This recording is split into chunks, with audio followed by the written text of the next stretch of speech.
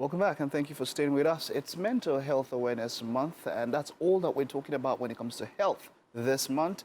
Unintended consequences of mental health awareness. That's our topic. It's quite intriguing because I wanted to go on before you came on to start asking, but I said, nah, let's leave all the juice till you're here. Ese Ayaebene is with us. She has been practicing as a counseling psychologist for over a decade, specializing in working with individuals in need with the primary objective of aiding clients in overcoming trauma and enhancing their mental resilience to combat mental health issues like depression, anxiety, and suicide ideation. It is great to have you. You are welcome. Thank you for having me. How does the awareness is necessary? How does it have unintended consequences? How is that even possible that there are consequences, that you can use that word, consequences, with Yes. mental health awareness?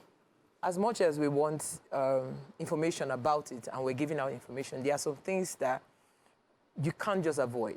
Okay. So for every positive, there's actually also a negative. That's where the balance lies. Yin and yang, okay. Yes, yes. Balance, okay. So how is it so? How is it? Because, you know, you think that there's some kind of positives, that there are no dark sides or there is no need to balance here. But what are these consequences you're talking about here? So we tend to pathologize normal emotions. Instead of us to see somebody being sad as a normal reaction to a sad event, we just go straight and say the person is depressed. If something bad happens, definitely you'll be sad. Okay. And being depressed doesn't mean you have depression disorder. Oh, that's a different thing. Being anxious doesn't mean you have anxiety disorder. Okay.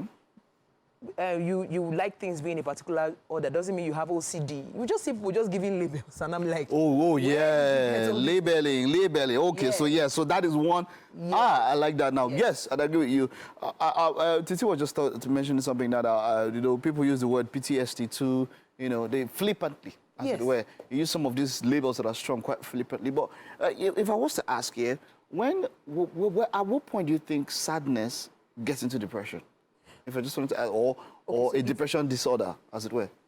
one, it has to be properly diagnosed, right? But if one should actually look for help, is when your emotions, or you have gotten to a part where the emotion of sadness or that emotion of depression starts to impede your normal activities. So you can't do the normal things you used to do, or you have to now like prep yourself up. Things you love to do normally on a normal day, you find yourself finding it difficult to do them. Maybe you love watching movies, you just lose interest. There's an issue. But it could be explained. That's the thing. So when I say unintended consequence, if you focus too much on social media, there are consequences to that. Yeah, definitely. So it can lead to you losing interest in things you normally used to have interest in doing. There's something called doom scrolling, where you just stay online and spend sometimes 2-3 hours just going through videos, especially with YouTube shorts. Just keep going and going and going. Those things have effects on your mind. Waking up in the morning and the first thing you do is to check your phone. It has an effect on your mind. So just coming to tell you that, oh, you are depressed, that's not it. Maybe you just need to detox. Maybe you need to just take a break from social media. There are a lot of issues you should have. You know, to talk about movement, right? Maybe you're not even moving enough. Maybe you're not eating right. So instead of just going straight and saying, oh, this person has a problem and needs help, you make some lifestyle choices first and see if it works before. But the one I'm sure that there's a problem and there's help is heartbreak. Wait, that's one used to. That one is strong because. The honest thing, people recover differently. Yeah. But that one is depression because you cannot even move. It still depends. It still depends. Okay, so it's not every time that it's fully. So most times people go into depression or have mental health issues if they have unresolved trauma. Okay. You understand? Okay. So there's no way life is going to be smooth. There are going to be issues. Yeah. And one of the reasons why I advocate for mental resilience, it's a positive coping mechanism. Instead of just advocating that you watch out and avoid issues. Somebody was asking me yesterday if there's statistics to show if singles are more happier than married couples. I said, I know you want to avoid problems, but see, there are happy people everywhere. Both singles and both married. There are sad people everywhere. Yes. And single if I tell and you married. One doesn't work or the other works, that doesn't change or help you either way. You understand? Yeah. So we tend to want to avoid problems. And yes, that's how we cope as a species, by avoiding issues and all. But in all, we cannot totally avoid problems. So your ability to bounce back, that's resilience. Your ability to, so heartbreak, because if you want to avoid heartbreak, then you don't go into a relationship at all. Because there's a chance for it. Even those that get married, there's a chance that they will get divorced. Yeah. You understand? So there's no certainty about life. What of the fact that we don't even know what happens tomorrow?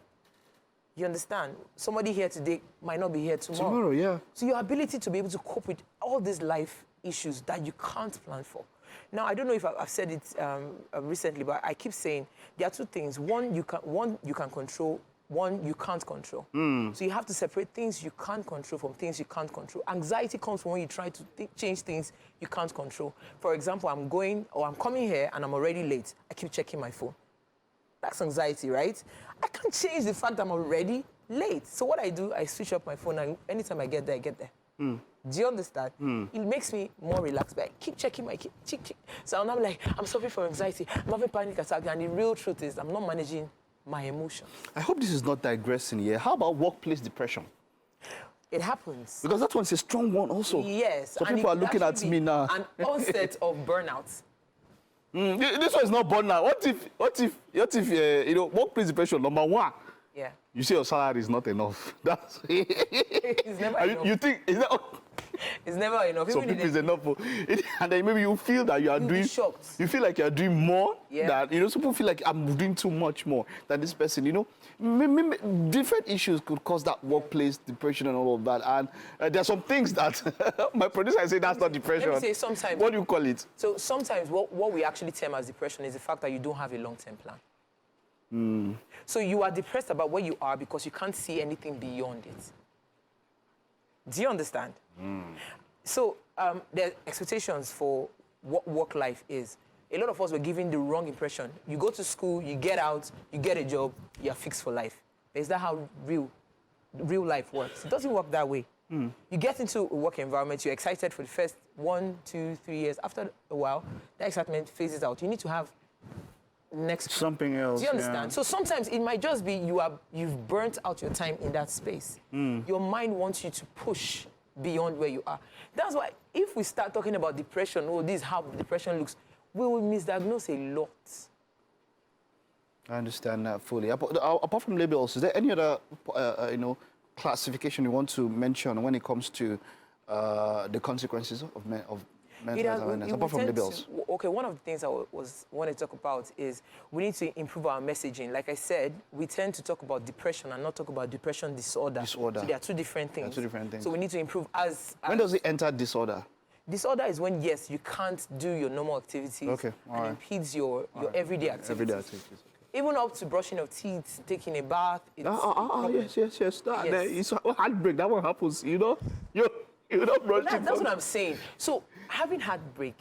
No, let me explain something. I think I didn't get this clear. When you are having depression, most times is when you've actually run out of time. So normally you are depressed because something happens. And then after a while, definitely you should be able to bounce out of it. Out of it, yeah. When you can't bounce out of it, that's when depression is setting. So having heartbreak and being depressed is a normal thing. That's what I'm saying. We need to normalize these emotions. Being depressed for heartbreak is a normal thing. You shouldn't be happy.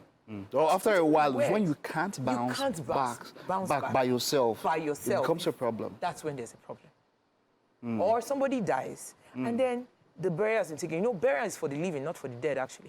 One of the things that burial does is to help you to move on. Yeah, closure in some ways. Closure. So after those things have happened and you still can't get out of it, then that person needs to seek for help. So it's not that every time we just start saying, if you can actually trace out this thing happened and it's causing this, you don't just rush and just diagnose like that. Yes, they might just need help. And most times when clients come to me, I think I said this last week, one of the things I first ask them is, what's your social connection like? Who do you have around you? A lot of people don't really need therapy. You just need someone to talk to. And because our space is so toxic these days, when I talk to you, you post on social media or it goes on your status, you now say something like, people should watch the kind of relationship they get into and you just know this person is talking about me. So people are now scared to speak up. A lot of times people actually have mental health issues because they lack social connection. One of the things we're losing in Africa is we used to have this communal sense of living. It takes a village, A lot of mothers are burning out because it no longer takes a village, it's only you. It's only you, yeah. You're on your own. Yes, you might not be talking to even your next door neighbor. You might not even know their name. You might not be talking to your... It's that bad. You wake up in the morning, you don't even know what happened to your child the day before. So social media has its parts to play in that one, majorly. Exactly. You know, because the world has become a smaller village due to social media, but at the same time, it's now so wide apart, even with somebody by your side. You can be so connected to the world and so far apart from somebody beside you. Yeah. So that's the irony with all of this. No, but see, if you notice, as soon as I got in, I put my phone upside down. When I'm talking to someone, I unconsciously do that. I always put my phone face side down. Face down. Wow. So, and That put on does. the do not disturb. Pay attention to who you're talking to. Wow. That connection helps you. So it also helps to reduce your cortisol level. We talk about cortisol, stress hormone, right? Wow. It helps when you make social connection. It helps to bring that down. If we talked about the fact that during lockdown, you know that time we didn't have people around us. A lot of people had issues with depression and the rest. It's not like they didn't have issues before, but there were people they could talk to. Most Nigerians living, I have clients outside of the country.